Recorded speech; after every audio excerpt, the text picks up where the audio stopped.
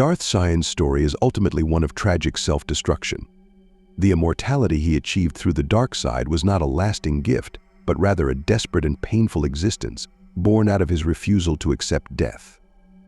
His life was sustained by the Force in a way that few beings could ever replicate, but that same power that kept him alive was the very force that hollowed him out, turning him into a walking corpse consumed by rage and agony. Though it could be said that Sion's connection to the dark side allowed him to cheat death, it also chained him to an eternity of suffering. The Sith, after all, do not offer redemption. There are no second chances for those who become consumed by their power. Shin, for all his strength, had no chance of escaping his fate.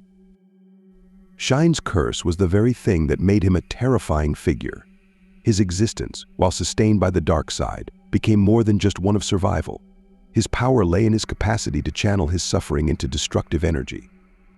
The dark side of the Force thrives on negative emotions. Rage, fear, pain, and Sion, through his personal torment, was an ideal vessel for this raw power. He became a living symbol of the dark side's seductive nature. It promised him immortality, but only at the cost of his own soul.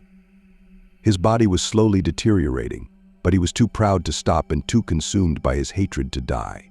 He used the dark side to ignore the decay, and the more he relied on the Force to sustain his broken body, the more it corrupted him. Sion's internal struggle was likely a battle against his own humanity. Once a Jedi, he was taught to value life, to cherish peace, and to follow the light. His fall to the dark side was not merely the result of a few poor choices, but of a complete philosophical transformation that began with his participation in the Mandalorian Wars. He initially believed that his actions were justified, that the fight was necessary, but over time his desire for vengeance and hatred toward the Mandalorians overwhelmed his sense of duty. He fell away from the Jedi teachings, and in that abandonment of self, he began to grasp the power that the dark side offered. But it didn't come without a price. His body became increasingly damaged as a result of the wars and the corruption of the dark side, but his refusal to die and his desire for vengeance drove him to hold on to life with a ferocity few could match. But while Sion's power was undeniably formidable, his immortality came with serious drawbacks. The very nature of the dark side that allowed him to persist in a decaying state also made him a prisoner of his own willpower. The Sith, and particularly those like Sion, often make deals with the dark side of the Force, but the consequences are always painful and severe.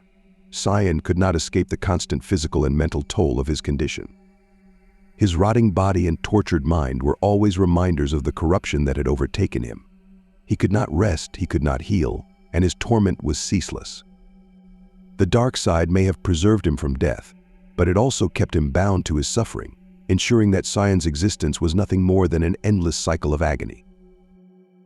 What makes Sion's case so intriguing is the way in which his immortality demonstrates the dark side's manipulative nature. The dark side does not offer healing or salvation, it offers power, but that power comes at a price. For Sion, that price was the degradation of his own being.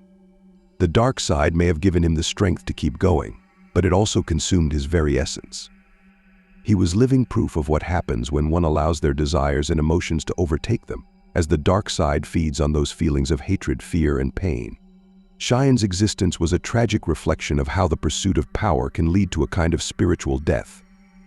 His immortality was not the triumph of strength over death, it was the triumph of the dark side over a soul consumed by pain. The nature of Sion's immortality also had significant philosophical implications. He is a perfect example of how the Sith view life and death. To them, death is simply another obstacle to overcome, another step in the path to ultimate power. Sion never feared death because he believed that his suffering would provide him with the strength to outlast it. His refusal to let go of his anger and pain kept him tethered to the dark side, even as his body withered away. Unlike Jedi, who seek to embrace death as part of the natural cycle, Sith like Sion view death as something to be conquered and resisted.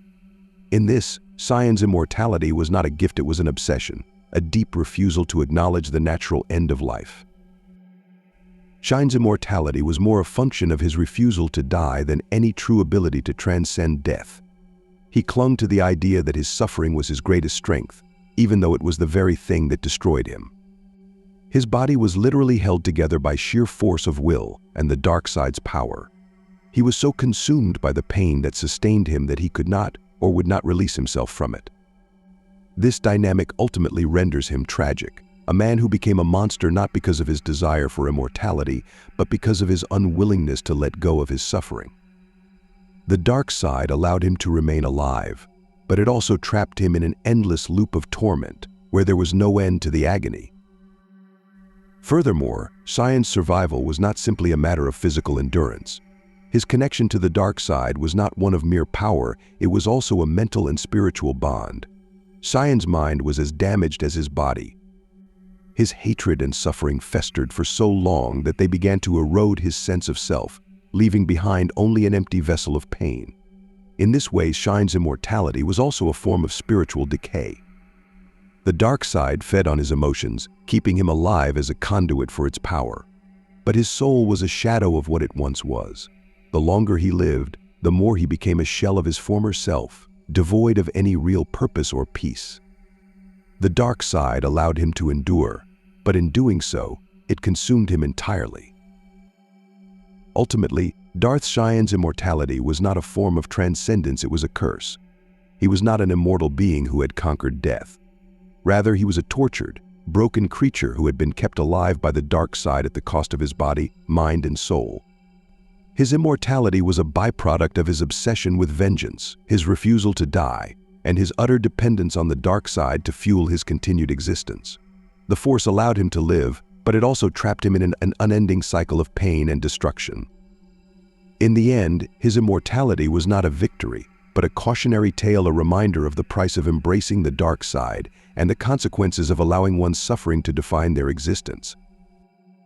Darth Sion's existence and his so-called immortality serve as a powerful cautionary tale about the consequences of embracing the dark side. His twisted, decaying form was a symbol not of strength, but of the corruption that lies at the heart of the Sith philosophy. Though the Force kept him alive, it did not sustain him in any conventional sense. Rather, it bound him to a reality in which pain and hatred were the only things he could ever experience. The dark side may have granted him a life that defied death, but it also condemned him to an existence of endless suffering. The very power that kept him alive also drained him, slowly eroding his humanity and leaving him with nothing but the ceaseless agony of his former wounds. In this way, Sion's immortality was not something to be admired, it was something to be feared, a horrifying reminder of the price one must pay when they choose the dark side. The concept of immortality within the Sith tradition is a deeply complex and contradictory one. On one hand, the Sith crave power and fear death, seeing it as a barrier to their ultimate goal of becoming more powerful than anyone else. However, they fail to realize that the pursuit of immortality comes at a steep cost. In the case of Darth Sion, immortality was a twisted version of survival that ultimately trapped him in an eternal cycle of pain. The Sith promise their followers power, but this power is rarely what they imagine it to be. Instead of strength, it becomes a form of enslavement, a prison of the mind and body from which there is no escape.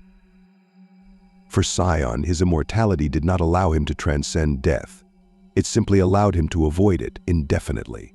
His broken body, his body held together by sheer will and dark side energy, symbolized a man who could not move on.